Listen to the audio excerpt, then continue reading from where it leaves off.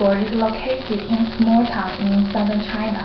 When you approach the campus in the morning, every weekday from 6:10 a.m., you will hear all the students reading English articles so loudly that even the windows are shaking. However, this incredible scene is going to disappear since in Chinese education department decides to cancel English tests in the university entrance exam. As a Chinese student who has experienced the boarding exam 3 years ago, of which the English part consisted 20%, I know how greatly this reform will affect the future students. Although most of you are from the US and English is your mother tongue, you certainly can feel the influence of English mania around the world. But where this mania lies in the country with the greatest number of population. This reform inevitably raises concerns about its effect on the competence of individuals, the English education, and the prosperity of the national culture. We're going to explore people's different attitudes towards these concerns. Some people are pleased to see the reform. They assert that this is going to give more choices for students, to improve the English education methods, and to prosper national culture. Without the English class, students will have more time to concentrate on other choices of interest. A lot of students want to go to technical schools and to be a cooker or plumber, which do not require English if they work in China, as most of whom do.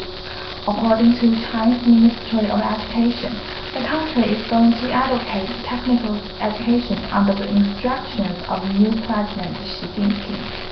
Actually, the current university graduate ability is not well matched with the need of Chinese new job market, where more professional technicians are required than academic students. But the high school students are prevented from learning such techniques because of the pressure of other required subjects like English, the traditional view of highly respected occupations. So the government decided to transform half of the universities, that is 600 in total, into technical schools for cultivating various human resources. Therefore, the students can spare more time to prepare for that kind of school without English tests. In this way, they are more likely to find a job. Moreover, under the influence of the most important exam, there is no doubt that English education in China will change a lot. Hopefully, the English education method can be more flexible and the self-studying method is no longer needed.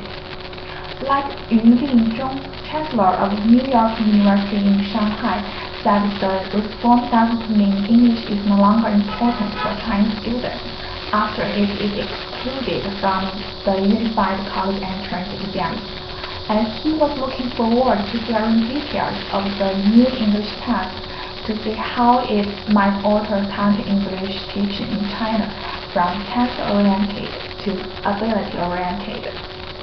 Although most Chinese students start learning English from first grade in primary school, they still cannot speak English fluently after graduating from the college. It shows how ineffective the current English education is. So due to the reform, it is possible that tests like TOEFL and IELTS will be introduced to improve students' English in a comprehensive way. People also think that without English tests, the proportion of Chinese tests will be raised in the exam, and that students will take more effort to learn Chinese literature. Since in current tests, it is easier to get points from English tests than from Chinese, so students concentrate more on English learning. The reform is going to change that situation.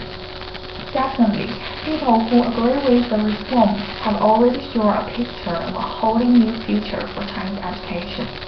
However, other people are worried about the effects of the reform. They think this will weaken individuals' employment confidence, eliminate English education, and barricade the spread of national culture. In the background of globalization, English has become a natural skill for employees. A lot of domestic companies require applicants to have English skills in order to expand their business internationally. On the other hand, the amount of multinational cooperation in China is increasing. A lot of graduates dream of working in those companies for its high employment, adequate welfare, and better environment. The positions there will definitely require English skills. People are also worried that the cancellation of English exam will result in a more severe situation of inequity in education. In many Chinese rural areas, there is a lack of teachers. If the English test is cancelled, it is possible that those schools will not provide English classes anymore. The students there would have no opportunities to learn these competitive skills, while the students in urban areas can still get access to English study in various ways. In addition, English is the most popular language in the world. The communication of different cultures needs these common words. It is the official language in 54 countries and 27 non-sovereign entities.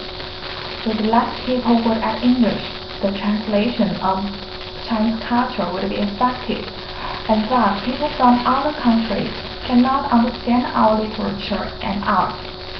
People's concern about the negative aspects of this reform shows its complexity. No matter how detailed we have discussed this reform, it is difficult to predict its influence on various aspects, since different people stand in different positions to look at its pros and cons. For the students like my cousin, who is going to be one of the first triers of the reformed university entrance exam 3 years later, the biggest hope would be less pressure from the exam, but she is not sure whether the cancellation of the English part is going to make a difference on that.